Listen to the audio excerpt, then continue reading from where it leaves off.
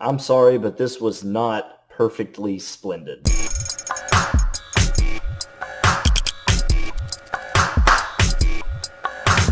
The Haunting of Bly Manor. The Haunting of Bly Manor is season 2 of Netflix's original series, The Haunting of series. First season of the series was A Haunting of Hill House. And let me just say before I really get into this review, I really enjoyed Hill House. I wasn't able to do a review on it because last year it came out and I wasn't doing reviews yet. But just in case you were wondering how I felt about Hill House, I really enjoyed it. I thought I had really good scares. I had a lot of good tension. Some of the characters were a little annoying, but most of them were very enjoyable, easy to connect with, and it had a very interesting story. It kept you engaged very well. A Haunting of Hill House was really good. A Haunting of Bly Manor, or The Haunting of Bly Manor. I don't know if it's A Haunting or The Haunting. Either way, it's not as good. I'm sorry, it's not. The Haunting of Bly Manor has a couple of different problems. And the first problem is it's just not what it says it is. And just so I was sure I wasn't crazy before I did this review, I went back and watched the trailer for The Haunting of Bly Manor just to make sure I wasn't misled, just to make sure I was getting what I thought I was getting. And I was. The Haunting of Bly Manor trailer shows what looks to be a very typical 9-episode season of a scary series. We know Hill House was scary. The title is A Haunting of. It came out at the beginning of October. All signs point to this being a horror-based series. It's not. It's not at all. Frankly, Bly Manor isn't scary at all. There are only 1 or 2 scenes in the entire 9 episodes that could probably even remotely, by the most generous of standards, even be considered scary. And it's really unfortunate. You watch the first couple of episodes and you think, okay, yeah, there's some stuff going on in the background. I see some spooky things happening. This is cooking. All right, where are we going with this? What's going on? What's next?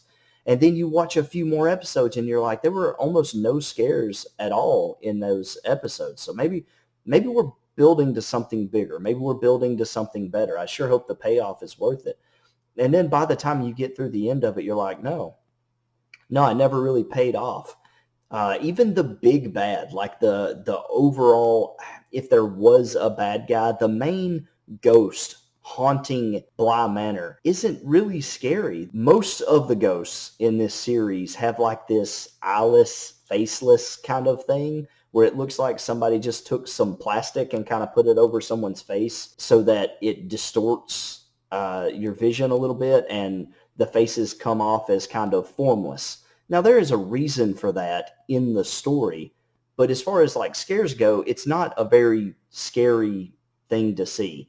And certainly after you see it the first time, the shock of it is completely gone. And by the 30th time you've seen it, there's no shock value left there at all. And so the big scarer, the big bad ghost of this series isn't even that intimidating. Literally, as long as you don't get in her way as she walks through Bly Manor, only on some nights, when she makes her little path, she walks the same path every time. And as long as you're not just standing right in her way when she comes through, she's not haunting anybody. She's quite literally haunting the house. She's looking for something. I don't want to give away too much, but she's looking for something. So she's walking the same path every time. And as long as you're not just standing right there in her way, you're fine. She poses no threat at all. I couldn't help but continually make this joke, though, when she would get a hold of somebody. She just kind of like walks by and just grabs them by the throat and just drags them.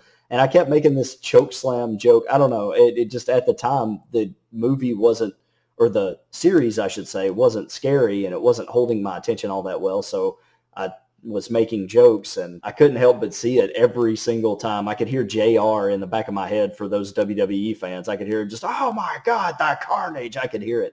It's Kane! Oh, God.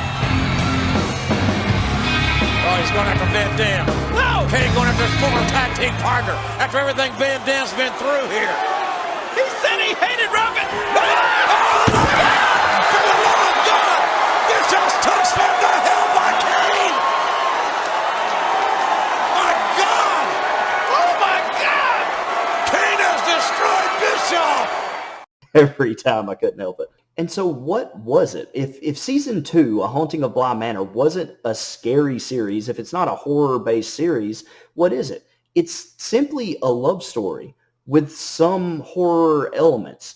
But at its core, it's completely a love story. It even admits it. The last episode of the series, there's a woman who's been telling this story the whole time. The whole series is told as a ghost story that begins in episode 1 and ends in the final episode. And when she finishes telling the story, someone says, well, you said that was a ghost story. That wasn't a ghost story at all. That was a love story. And she's like, oh, yeah, I guess it was. Yeah, I guess it was Netflix. I guess it was a love story. And look, there's nothing wrong with a good love story, but don't sell me something and then give me something else. I hate when you are given a product or sold a movie or a series as one thing and are given something totally different. That's almost never going to work out as something positive. You're never going to walk away from that experience. Nobody walks into a John Rambo movie hoping to see some heads get blown off, and you see a Hello Kitty movie. No one's going to stay for that. It's not what you paid for. It's not what you signed up for. You don't scroll through the guide watching television and say, oh, there's ESPN, and turn it on, and they're playing the Blair Witch Project, and you stick around for that. Like, nobody's like, oh, yeah, let's see how the NFL's doing, and click the Blair Witch Project.